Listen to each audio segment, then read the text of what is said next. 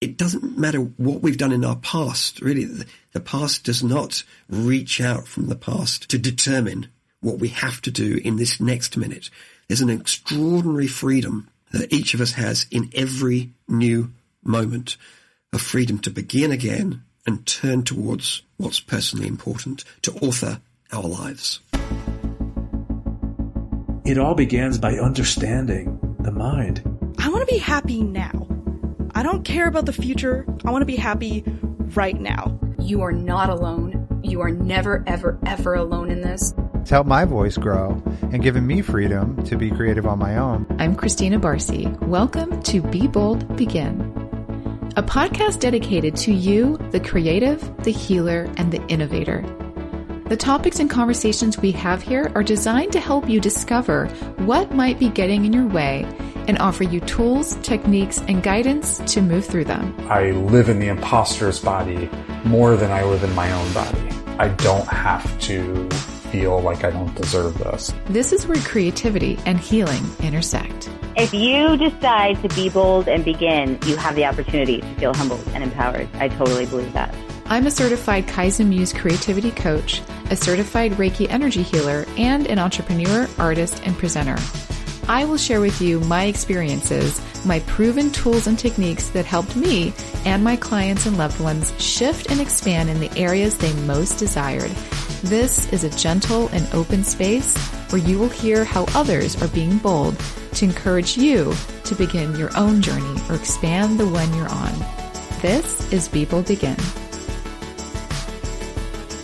Hi, welcome back to Be Bold Begin. I am Barcy, your host, and we're spending this season diving into what it means to choose a message-driven life, to make choices in our lives that may feel risky at first, but are the most authentic and intuitive choices we can make for ourselves. That can mean a lot of different things for different people. And I am looking forward to learning more about what it means to my guest today, who has a very practical approach, actually, to becoming our best selves. His name is Eric Winters, and he defines himself as a self-leadership coach, speaker, and author with deep knowledge in the science of building courageous and emotionally intelligent mindsets. He recently authored a book cleverly called Swipe Right on Your Best Self, which we will spend some time digging into today, among other things. Welcome, Eric. Barcy, hello. Good morning from Sydney, Australia, and thank you for having me on. Absolutely. We just discussed that it's the first day of spring there. It's true. We've just begun our spring. We're leaving our winter and we are ready to warm up. We're all ready for change down here too. Yeah. So bring it on. Absolutely. Well, I'm so happy that you're here with me again, because we are actually recording this for a second time. We had a little bit of a technical difficulty previously, but everything sounds good today. So I am just going to jump right into it, if that's okay with you, Eric. Yeah, please do. And I've got a hot cup of tea, so excuse me if there's one or two slurping sounds as you speak. Let's go for it. Absolutely. We're just starting our morning, so warming up with tea sounds really nice, actually. So I kind of wanted to start by just learning a little bit more about you. I was looking at your bio, which you have a really fun way of displaying on your website. It looks like a really fun timeline. So if anyone has a moment when they're done listening to this, you can click on the link in the show notes. We'll have your website posted there, and they should check it out because it's really cool. But what I found there was that you lived all over the world, and in one of those places you went to school and you received your degree in ecology, and then you got a job at IBM. And to me, those things sound a little unrelated, but I would like to know how they relate for you. Right. No, I think you're right. They are completely unrelated, but I can explain. I thought you might. Yeah, perhaps not to your satisfaction, but I'm going to have a go. So my passion when I was at school was in wildlife and ecology and just how all things interconnected in nature. And I imagined, I had a fantasy that I'd one day become the next David Attenborough. I wanted to be traveling the world, crawling down on my hands and knees in front of animals and recording their movements and speaking to camera and having a lot of fun doing that. But when I did my ecology degree in Edinburgh, actually, in Scotland. It was very interesting, but it turns out there are very few jobs in television as TV documentary makers. It's more about, well, yes, crawling on your hands and knees, yes, in the field looking for small drops of poo from animals and snipping bits of grass and taking it back to the lab and grinding it up and putting it in a Petri dish and in a test tube and measuring chemicals. It's not nearly as exciting as I'd imagined. And interesting though it was, at the end of that degree, I'd shuffled off into the careers advisory office at Edinburgh University, and they had a fabulous course to help you identify what your strengths were and what might be a fulfilling career. And actually, top of the list was a career as an IT consultant. Was that surprising to you? Not to interrupt. Totally. I said, you've made a dreadful mistake. This is somebody else's file you've passed to me. This does not, I don't know anything about computers and consultancy. What does that even mean? Mm-hmm. But it turns out what it does mean is talking to a lot of people and understanding what it is they'd like to make happen, what matters to them, what their problems are, and to work with them to design solutions and problem solve and collaborate with creating, of course, it's computer solutions, but creating these computer solutions to help people fix problems.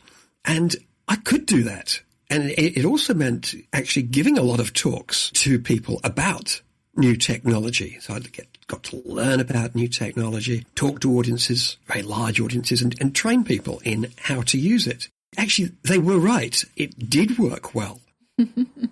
It did work well, surprisingly enough. Interesting. So I'm curious too, because you led with the consulting part of the story of what you distilled down and what is this thing that says I should do this.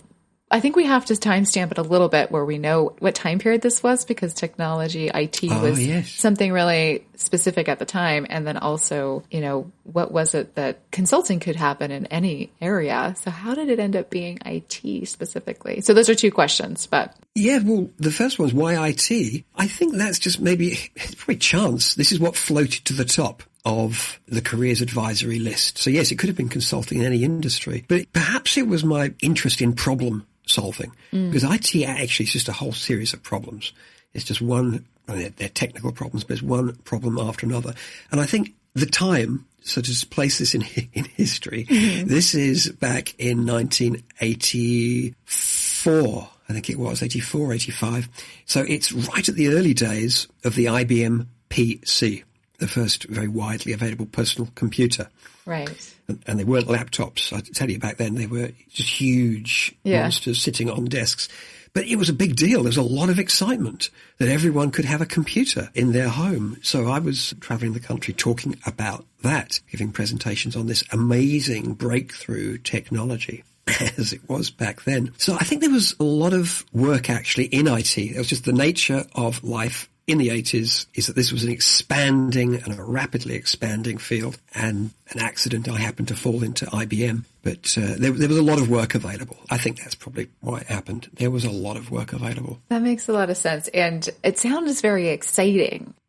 I was born in the 80s, but my father was in aerospace, so we had a PC when I was pretty young. Oh. And he always made sure we had a computer. And so I remember Prodigy and, the early stages of what people were predicting the internet might look like and how it might operate. And so all of that makes sense to me, sort of the excitement around computers and being at the stage in life you were in, which is on the brink of a career, makes a lot of sense that you made that choice. So thank you for sharing that and explaining that to us. That is such an interesting time compared to where we are now, where we feel kind of saturated by technology.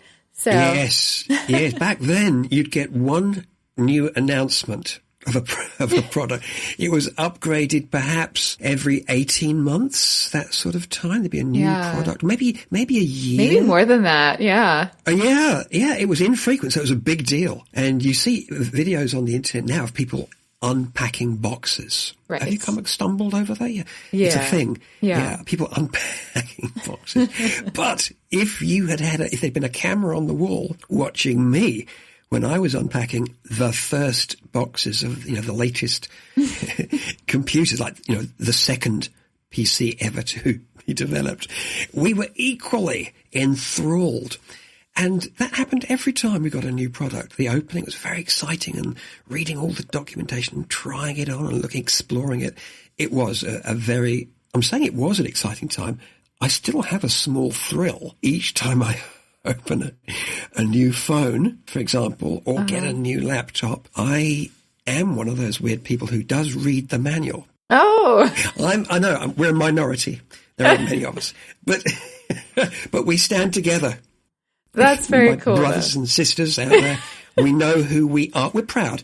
We are willing to read the manual because there's a lot of good stuff in there, and you save yourself a lot of pain. Oh my goodness. That's a really good point. Is that's very smart to look at it that way. You're actually saving time by reading the manual. It's easy to believe, I think, with a lot of technology that it's kind of obvious what it can do. Mm-hmm.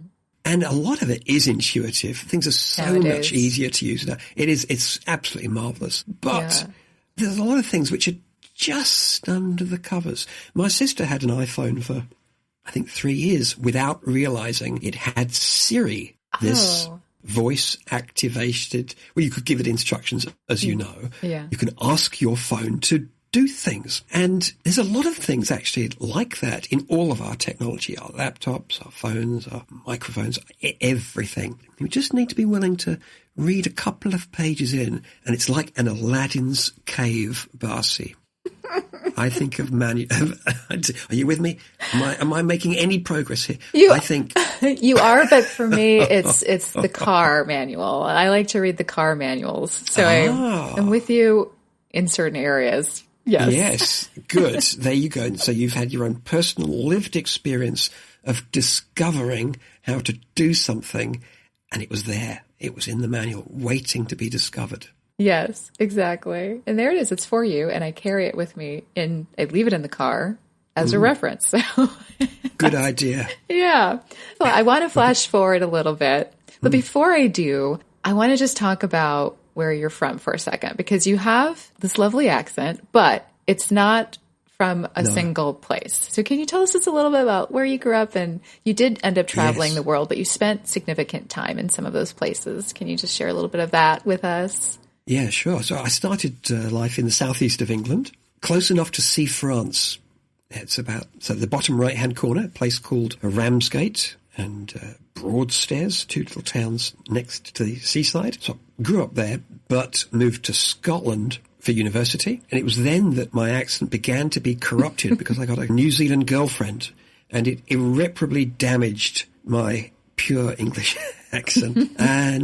But since then, I've also travelled with my voice box to Germany. I had 3 wonderful years speaking German in Germany. I'd encourage all your listeners, if they get a chance, when we get a chance to travel again, to visit Germany. Fabulous country. I also had a couple of years in the Middle East, working with people from Syria, Sudan, Egypt, Lebanon, and the United Arab Emirates. All sorts of diverse peoples, which I'm sure also nudged my accent in a little direction. And since 2000, I've been here in Australia, surrounded by Australian accents. And now in Australia, they ask me, so where are you from originally, Eric? You're not from here, obviously. And when I do go back to the UK, people say the same thing. Eric, where are you from? You're not from here. Are you? And they might say, I get this, South African? Is that a South African voice? Or all sorts of things. So my accent is a bit messed up. But hey, this is the age of diversity, isn't it? And acceptance and tolerance of difference. I wouldn't agree that it's messed up. I would maybe say that it's seasoned or diverse, like you said, which is much more maybe accurate. Well, my mother has a similar situation. She spent significant time living in different places and picked up the accents in them, and her accent sounds very different than my father's, for example, but yet they're both Hungarian. So people are constantly asking her where she's from, and she never knows which story to tell because she knows that her voice is being influenced by a few different places. So you share that in common with my family as well. Oh, I'm glad to share that. And what I would say to people, and I shall say this to my coaching clients, who many of them come from different parts of the world, and they sometimes have accents. It's actually my experience that having a differentiated accent is an advantage in that you just sound a little bit different and you stand out. We don't want a world of mediocre homogeneity, just everyone being identikit creatures. We do need difference. And if you have a business, if you have something to offer, it's a good thing to be differentiated a little and to stand out. I'd love to hear your mother's accent. Can you do a Hungarian accent for me? I do accents, and that's one of the few I have a hard time with, because to me it doesn't sound like an accent. Does that make sense? Yes, of course. It's just how my parents talk. It's how mothers talk. Right. And I thought it was very strange. I remember thinking from friends would say, oh, your family has an accent. And I was like, no, they don't. It took me a while to be convinced that there was any accents happening. I was like, no, that's how people talk. That's lovely. Yeah. That's lovely. Yeah, it's the one that I cannot do. I can't do their accent. They're a funny thing, accents. I was on a podcast a couple of months ago speaking to someone in the south of the US, and they said, Eric, you have an accent, don't you? And they said it with this big, broad US accent. And it's the funniest thing. We assume we don't have one. And it's everybody else. Have you noticed how everybody else has an accent? But of course, you can't not have an accent. Every single one of us sounds like something. Exactly. And it's all perspective or perception as well. 100%. Yeah. Well, that was just fun to talk about. But as I promised, I would flash forward a little. And when I say that, what I'm referring to is your next chapter. You had all of this time. You had this wonderful career with IBM. And then you shifted again. I think it was in 2009, and you started a master's program in something totally different. Can you help us understand why you left IBM, or what spawned that shift and interest in your next program, your next master's degree? Yes, so I'd actually been working for 20 years by now in the IT industry and was having a good time. I'd now, to a large degree, mastered my craft, so I knew what I was doing, but I was getting bored. It was all pretty familiar, and I was on a long drive from Sydney to Canberra, and it's a route I normally fly, but just for the change, just to mix things up, I thought, I'll drive this time. And on this long drive, and there's nothing to look at, Barcy, I tell you, it's so monotonous, either side, nothing. On this long drive, I began to muse, and I thought, well, I've just had 20 years of this career. If I was to stay in this career for the rest of my life, then look back from the future, if I'd stayed in this, would I thank myself for staying here? Would I say, what a good thing. What a good thing I kept doing what I was doing for my life. And I got this resounding no back. And It was the easiest thing would have been to stay where I was, because the work was very secure and I was appreciated. I could come into the office when I felt like it and stay at home if I felt like it. So there's enormous for flexibility, and it was well paid. But I was bored. I was bored. I was not growing. It was getting a bit dull. And I actually resolved on that drive that I had to do something different. I had to leave. And I didn't know what it was at the time. I just knew it had to be something. And I decided I needed to get some perspective. It's very hard to think new thoughts when you're in the same environment that supports old thinking.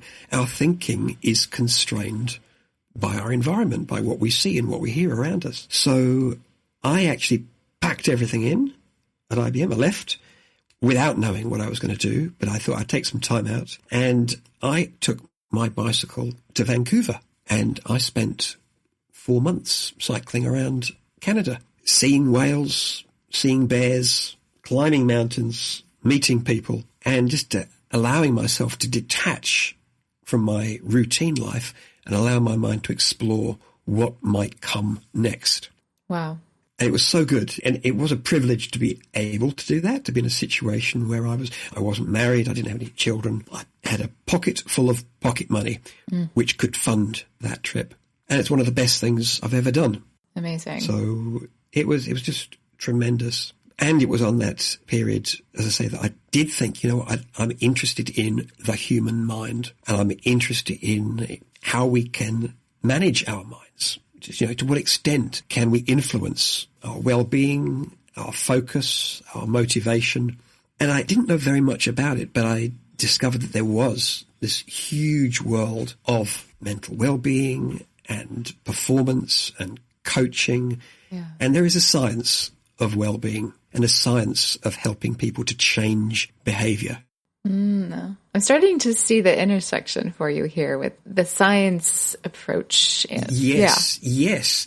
And there's more to it than that too. The overlap is, it can be explained in hindsight in that, again, what I do now as a self-leadership coach is I spend time with people, talking to people about what's important to them, what they'd like to make happen, what's getting in the way, and I collaborate with them to help them to define strategies in order to help them to be more successful. Now, I was doing that in IT. Back then, it was about problems in managing businesses, but this time it's about problems in managing ourselves, problems in leading ourselves, in managing our scattered attention and directing it with focus towards what matters most, and finding ways to build the inner strengths that are necessary to navigate life's challenges.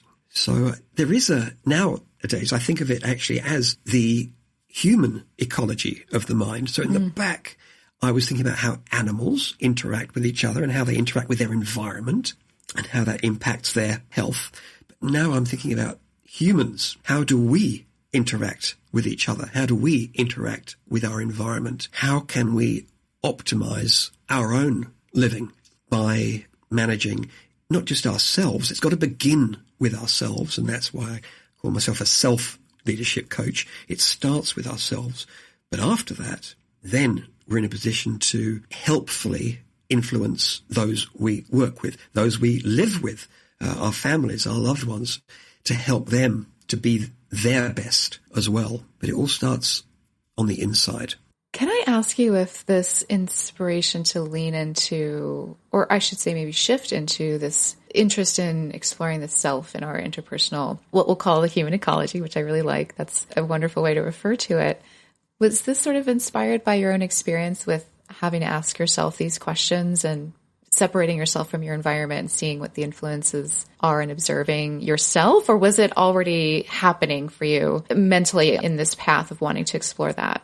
Well, I'm almost embarrassed to say this because I've indulged myself hugely into the science of well-being. So I have 2 Masters of Science degrees in behavioral science and psychotherapy and counseling. So I'm very science-oriented.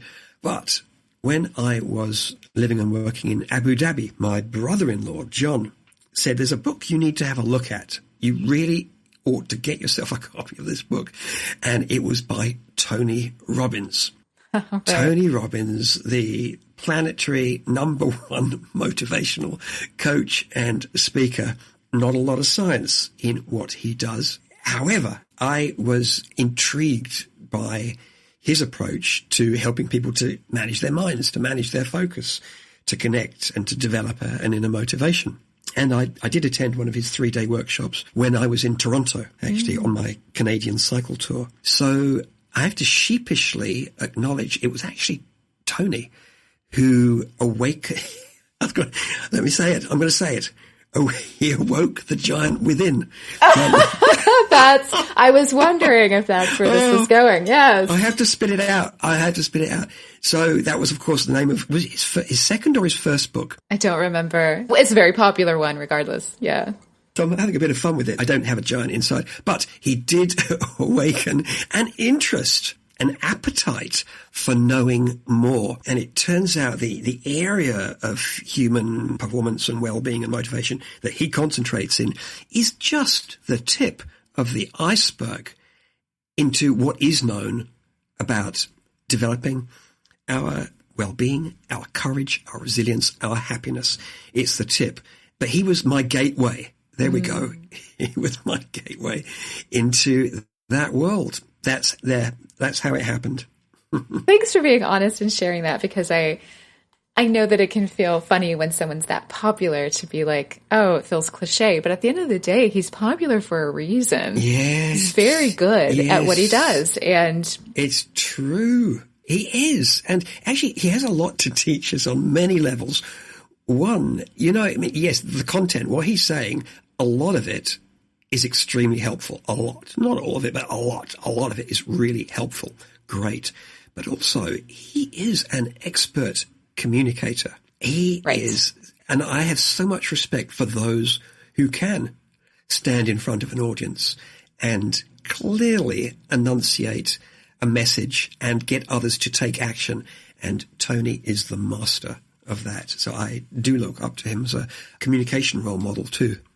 Yeah, that's a very good point. And a lot of communication, I think this type of work helps with that too. So kind of, to me, it feels very related to the fact that he's good at that, what he works on regarding himself and others and the interpersonal relationships that come with this type of work, consulting and coaching. So thanks again for sharing that. And then, so that kind of kicked off your path and then you went back to school. Was that the next move for you? It was, yes. So I started off learning about psychotherapy and counseling. At the time, I didn't really know what coaching was. So I knew that there was this body of knowledge and training in this field of helping people in distress. So I launched into that and I learned about helping people experiencing depression, severe anxiety, people with really challenging habits. But in that course, towards the end, I met Professor John Franklin, professor down here at the University of Macquarie, and he taught us about coaching and well-being and how the science of happiness, how we can proven ways, the demonstrated ways that all of us can help ourselves to be happier and more energized and just do better at whatever we care about in life. And he said, Eric, if you like this part of the course that you've just learnt, you really need to take a look at what they're doing at the University of Sydney. And he had helped set up the world's first master's program for coaching psychology. And it's on my doorstep. So it was such a blessing that, planet-wide, the very first institution to implement a Master of Science in Coaching Psychology was 7 kilometres away from my front door. Yeah, just extraordinary. And so I applied, and in my application, I haven't told anyone this before, so keep this to yourself, Parsi. In my application... No one else will hear it. No. I had to plead my case because they only took in a small percentage of people who applied. There was a lot of demand to get in to this program because it was led by the global leader in coaching psychology, a fabulous guy called Tony Grant. So I applied to Tony Grant and said, look, here's my case. This is what I do. This is what I'm interested in. And I said, and you should know I have attended Tony Robbins' 3-day training in, that's how interested I am. And I've read all his books. And Tony phoned me up. He said, Eric, never mention, word to the wise, if you're applying for something in the field of science, don't mention Tony Robbins. There's a lot of friction between that kind of rah, you can do it type approach. And there's a lot more to Tony than that. But it doesn't go down well. His name doesn't carry a lot of weight in the area of science. But he said, look, but regardless, you're in. But don't mention his name again. Now I understand why you felt a little shameful in mentioning it here. Yes, and only a little, because the more I've gone on, the more I've learnt about what we do know about human motivation, the more of it I can see actually woven into what Tony does. So I do think the guy over-exaggerates what people are capable of, but having said that, there's an awful lot that's very, very valuable and actually is validated in the work that he does. I see. That makes sense. And I think with a lot of things, you take what resonates and you leave the rest, right? So 100%. There has to be some idea or understanding of the choices and control that we have as individuals as we engage. I love that you've mentioned that, because I actually start all my workshops with that sentence you've just uttered. I said, we're going to cover a lot of things. Some of it will work for you. Some of it will fit. Some of it won't. Some of it won't resonate at all. Take what works for you and discard the rest. Right. And I think it's so important that people are encouraged to choose. It's this idea of choice is very empowering for us. And the truth is, actually, not everything will work. We have to find what works for us. Yes, I'm really glad you said that because that's at the core of, I think, a lot of coaching. Like, I loved the way you described the type of coaching you do earlier, where you said you collaborate. And that struck me, and I think it fits into this part of the conversation, where it's really about putting the person you're working with into an empowerment place, and you're offering them options and tools and techniques that maybe they haven't been exposed to before, or maybe it would work now and didn't work before, whatever the situation is. But it's in my experience as a creativity coach, I'm a Kaizen Muse creativity coach. We use Kaizen and things that are very gentle, small steps, that kind of thing. But it's really designed to show the person we're working with that they have the answers. It's just a matter of making choices. So yes, I appreciate that you brought that up. Yes, important that we help people to find their own way, and they'll take ownership of it too. Not only will it be a better fit, but it'll be something that they have selected for themselves. Yes. So I don't want to cut this part of the story off, but I know that you wrote a book, and I want to make sure we have time to talk about that. Are you willing to jump ahead towards that?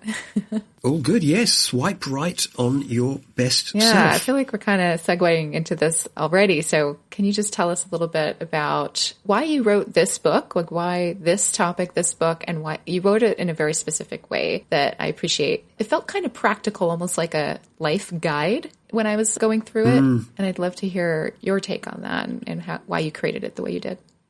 So I'm a voracious reader of books about self-help and motivation and willpower and goal setting and the science of doing well and thriving and positive psychology. But there's an awful lot of books out there that might have one or two ideas, but there's an awful lot of padding you've got to get through before you can access the idea in the middle. It's a bit like those Amazon packages in the bus. You order something small, but you get this big box, and it would have all of this bubble wrap around it, and you'd have to dig down into the middle of the box to get the thing that you'd actually ordered. A lot of books are like that, a lot of padding, and I have been very irritated by those books.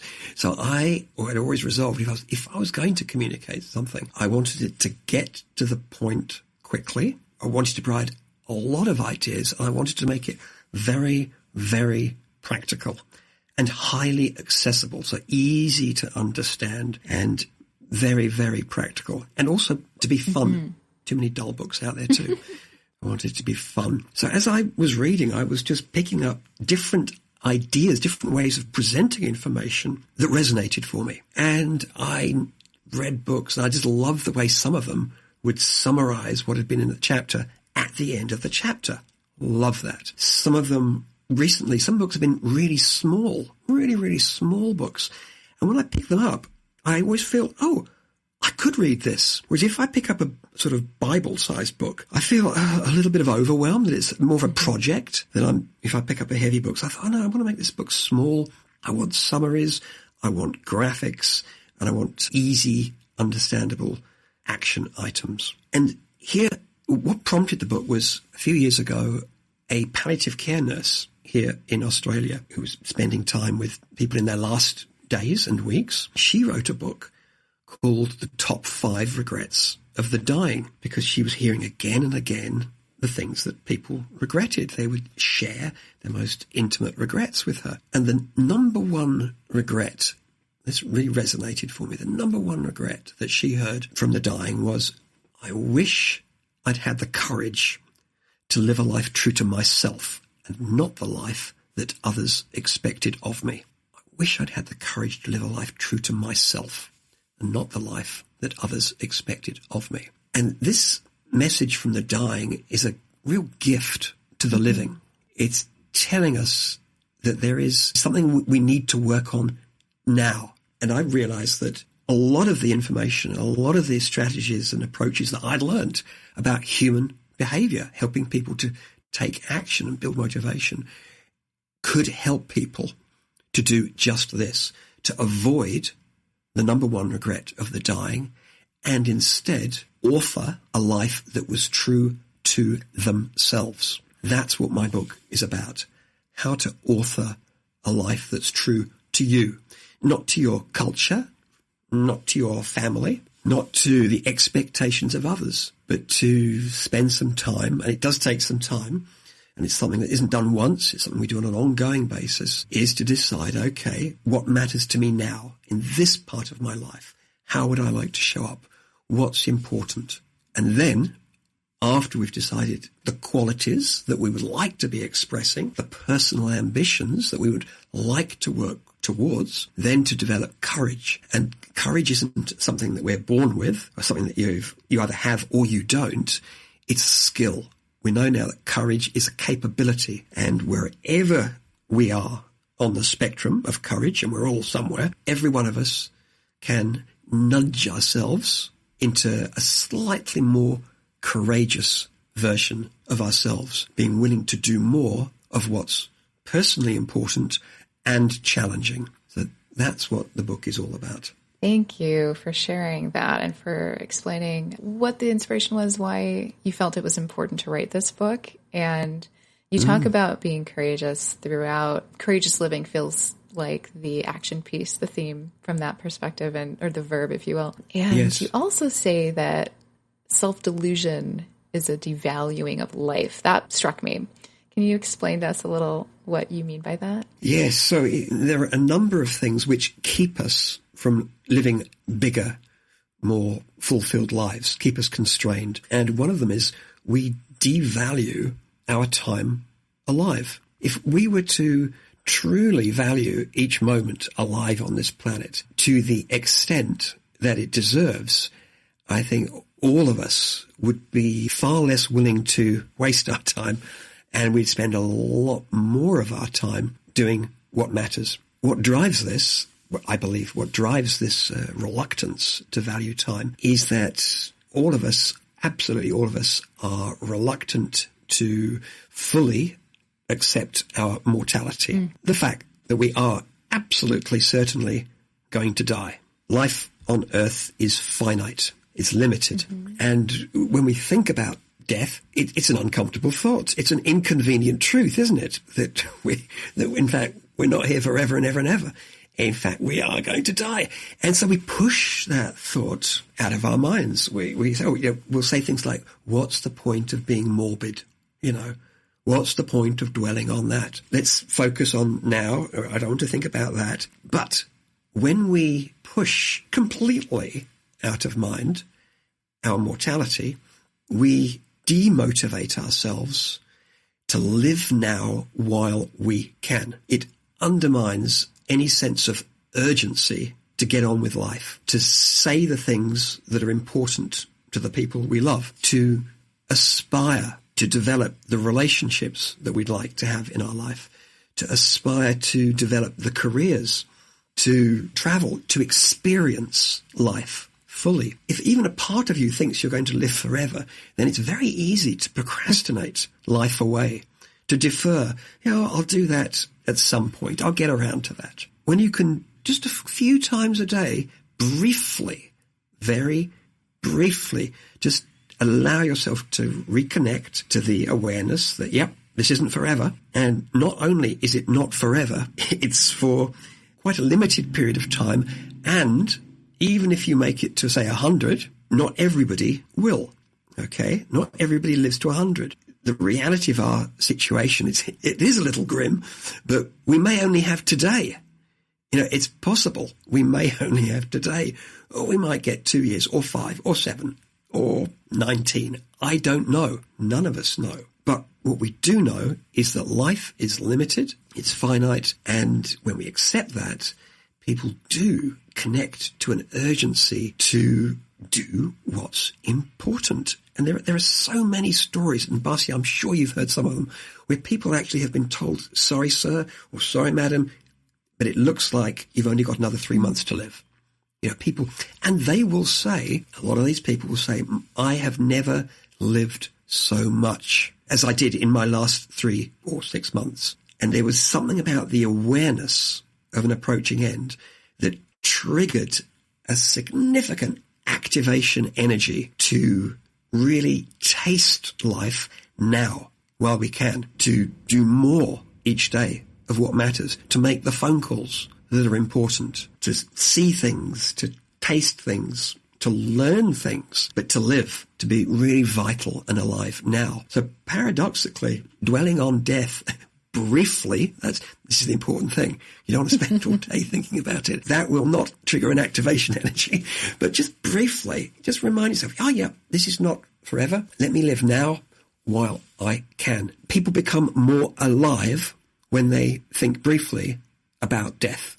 Yes. There's a lot of acknowledgement of the present when we can do that and realize that life is happening now. It's not happening in the future. It's no longer happening in the past. And so I'm hearing that the self-delusion is not acknowledging that fact. Yes, it's a lie. Well, we lie to ourselves in many Yes. ways because we continually want to reassure and soothe ourselves. And the mind will tell us all sorts of fibs about life to avoid feeling bad today.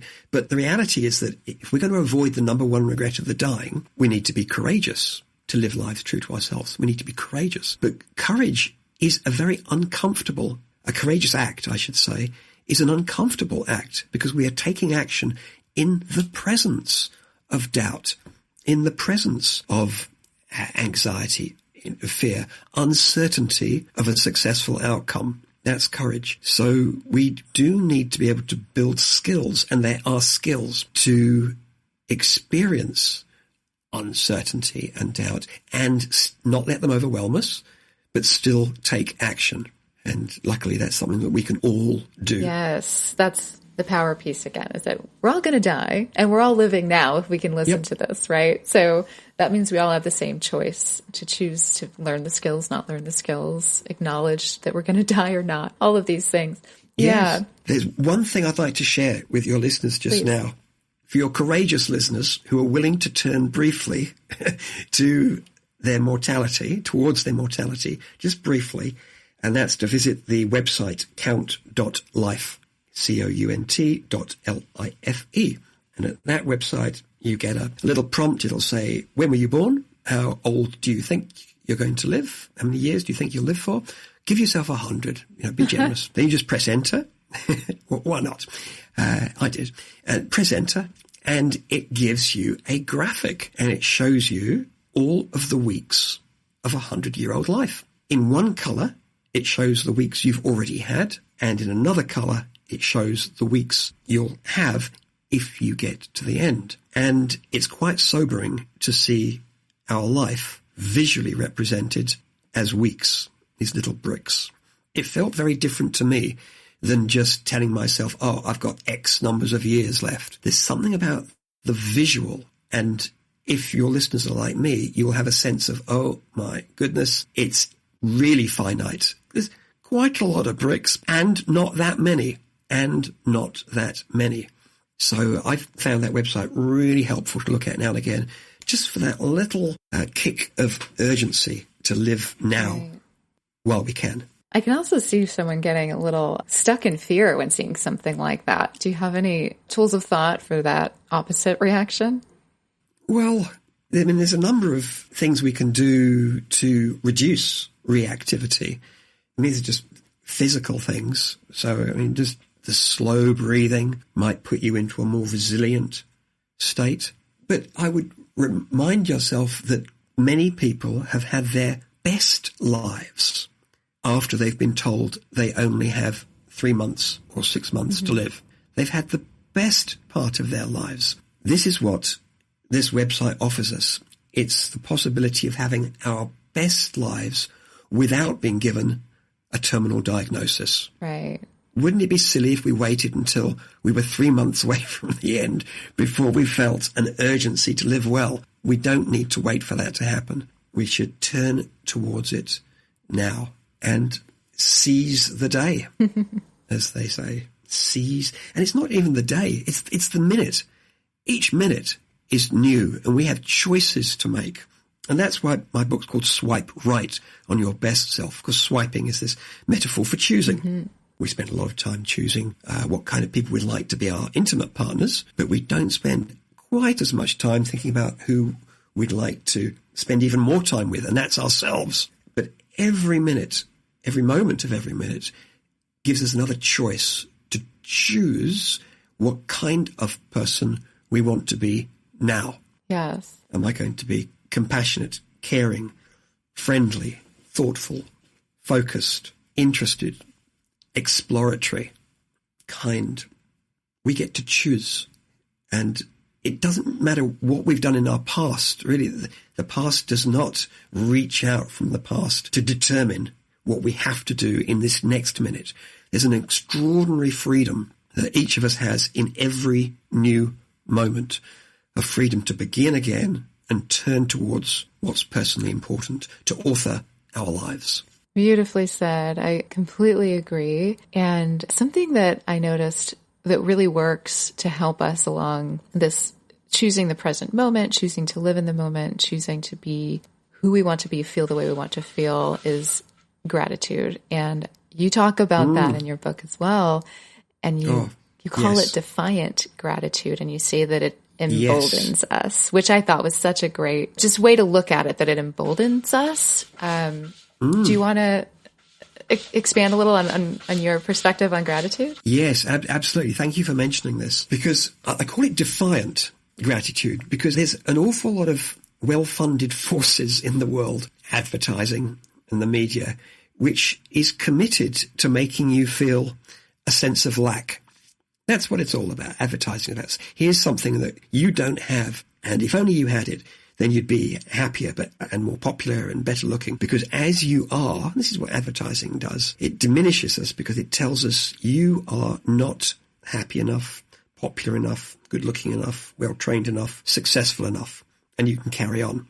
So it diminishes us. And actually our courage is diminished if we are overly exposed. And which of us isn't, Barsi? Which of us is not overly exposed right now to advertising? It's everywhere we look. Every time you turn on the phone, look in your inbox, walk down the street, turn on the TV, turn on YouTube, whatever. Right. We are saturated with messaging, which most of it, not all of it, but an awful lot of it diminishes us by creating a sense of lack. So the antidote to this sense of lack is gratitude for what we do have. It's a bit like a vaccination. How topical is this? It's a bit like a vaccination against feeling diminished by the media. Gratitude. And this is ancient wisdom. The Stoics knew this. If you want to be happy, I think this was Epictetus, if you want to be happy, learn to want what you already have. And yet, all of us become accustomed to what we already have and take it for granted. Not because we're flawed or defective, it's just what the human mind does. It accustoms itself to what it has. So we might get, it could be a new relationship or a new phone or a new car or a new sofa or a new something. Mm-hmm. And initially it's wonderful and new and it's fresh and exciting. But we can become used to these new things and take them for granted very, very quickly. We habituate. And I've got a confession for the listeners. I have a problem with habituating to speed signs and speed cameras on the roads. So we've got some near us. And when they first went up, they were new. I was very, very conscious that they were there. And then as time went by, they just sort of blended into the background. And I have received a number of speeding fines because I have habituated to those cameras. Now, the antidote to habituating to what's good about life is gratitude. And it's so important, this. There are absolutely no downsides. It doesn't cost anything, so you won't see billboards encouraging you to be grateful. But taking a few moments to appreciate what you do have that you value in life every day, just for, I'm not saying for an hour, but just for maybe 1 minute, just allowing yourself to experience an appreciation. And the lovely thing about this, Barsi, is it doesn't have to be an appreciation for something big. It could be an appreciation for something small. I don't believe there are any small pleasures. Okay, there are none. When you give them your attention and immerse yourself in the smallest of pleasures, they expand in our awareness and they can have a profound influence. So we could appreciate being able to have a glass of clean water. Emperors around the planet until recently did not have hot and cold running water at will, 24 hours a day. They couldn't do it. This is new. This is new. But how ordinary is that for us? But we should appreciate that. I can get strawberries all year round. That's an amazing thing. They're actually in season, I should say, in Sydney right now, and they're very, very good. But you can get wonderful foods all year round. I'm speaking to you you're on the other side of the planet. You're on the other side of the seasons. Yes, right. Darcy. And yet we can talk in real time. We live in an age of miracles. It's a sort of magic, but we can do that. So we need to just pause now and again and appreciate what we do have in our lives. And the wonderful thing is, these small pleasures, if you stay with them for just a little bit longer, they build an inner strength. They actually change us. They change us neurologically. But we can't just do it for a second. We need to stay with a sense of well-being for maybe 10 seconds. Stretch it out if you can. 10 seconds. So there's a little exercise, if I may, I'd like to share with your listeners. It's my favorite gratitude exercise, my absolute favorite. I call it the ultimate gratitude exercise. And I've learned it from Stoic philosophers, and it's this. The reality is, and we've touched on it briefly already, the reality is at some point in our lives, we will do everything for the last time. Oh. Yeah, everything for the last time. We will speak to someone for the last time. We'll have a chocolate bar for the last time, a coffee for the last time. However, the truth is you and I have already done some things for the last time without realizing it. You may have traveled to another country and walked down a street and you will never walk down that street again.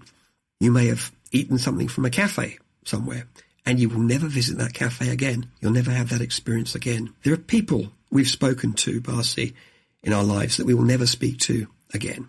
So the exercise is this. It's just twice a day to do anything in your life, any small pleasure. It can be very, very small. I'm a coffee drinker and a tea drinker. Do you drink coffee or tea, Barcy? I do, both, yeah. Oh, great. So the next time you have a coffee, I'd like you to drink it as though it was the last one. Now, not because you're about to meet some dreadful end, but because maybe the coffee bean harvest has failed or something like that. Okay. It's just a thought experiment. What if I was going to have a long life, but this actually was my last coffee in my long, healthy life? What if? Now, how much attention would you give to the flavors, to the texture of the coffee as it rolls around your mouth, to the aroma, to the experience of your last coffee? What would that be like? I can't help but feel sad when I think about this, which brings me to, which I'd love to talk this out with you, is it's a distraction, the sadness, versus being able to lean into the gratitude for me in this moment. So how do we get around that distraction so that we can really appreciate the exercise? Yes, with something I call fierce, well, it's not just me, something self-compassion researchers call fierce self-compassion. So we would turn to that part of ourselves that feels sadness with friendliness and kindness. That's very sweet.